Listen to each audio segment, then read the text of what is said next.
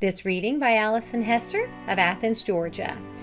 The Sinking of the Titanic and Great Sea Disasters, edited by Logan Marshall. Chapters 2 and 3. The most sumptuous palace afloat. Dimensions of the Titanic, capacity, provisions for the comfort and entertainment of passengers, mechanical equipment, the army of attendants required. The statistical record of the great ship has news value at this time. Early in 1908, officials of the White Star Company announced they would eclipse all previous records in shipbuilding with a vessel of staggering dimensions. The Titanic resulted. The keel of the ill-fated ship was laid in the summer of 1909 at the Harland and Wolff Yards, Belfast. Lord Peary, considered one of the best authorities on shipbuilding in the world, was the designer. The Leviathan was launched on May 31, 1911, and was completed in February 1912 at a cost of $10 million.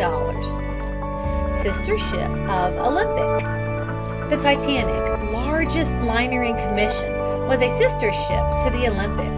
The registered tonnage of each vessel is estimated as 45,000, but officers of the White Star Line say that the Titanic measured 45,328 tons. The Titanic was commanded by Captain E.J. Smith, the White Star Admiral, who had previously been on the Olympic. She was 882 and a half long, or about 4 city blocks, and was 5,000 tons bigger than a battleship, twice as large as the dreadnought Delaware. Like her sister ship, the Olympic, the Titanic was a 4-funneled vessel and had 11 decks. The distance from the keel to the top of the funnels was 175 feet. She had an average speed of 21 knots. The Titanic could accommodate 2,500 passengers. The steamship was divided into numerous compartments, separated by 15 bulkheads. She was equipped with a gymnasium, swimming pool, hospital with operating room, and a grill and palm garden. Carried crew of 860. The registered tonnage was 45,000, and the displacement tonnage 66,000. She was capable of carrying 2,500 passengers, and the crew numbered 860. The largest plates employed in the hull were 36 feet long, weighing 43.5 tons each, and the largest steel beam used was 92 feet long, the weight of this double beam being 4 tons. The rudder, which was operated electrically, weighed 100 tons. The anchors, 15.5 tons each.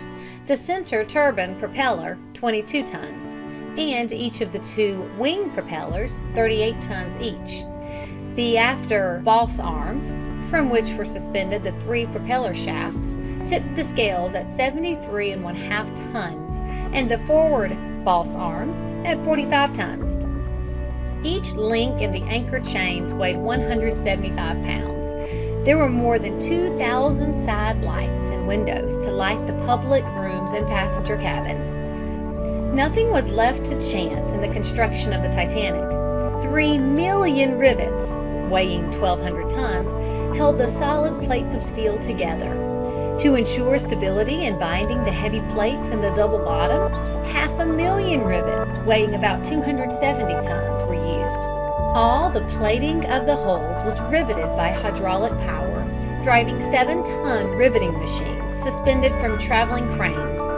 The double bottom extended the full length of the vessel, varying from 5 feet 3 inches to 6 feet 3 inches in depth, and lent added strength to the hull. Most luxurious steamship.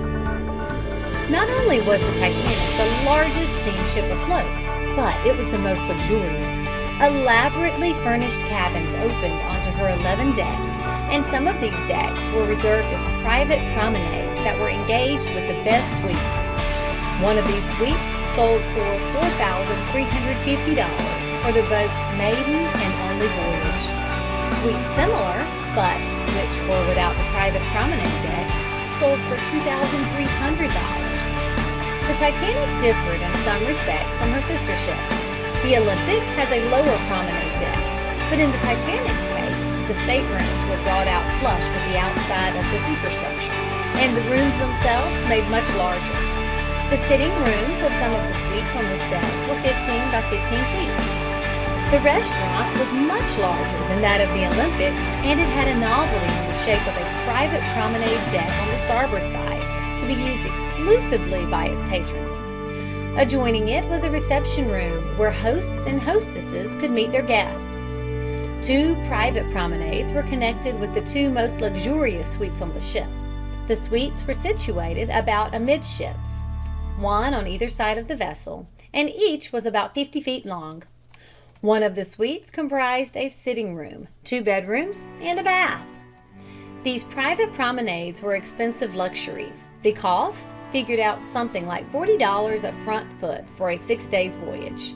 They, with the suites to which they are attached, were the most expensive transatlantic accommodations yet offered.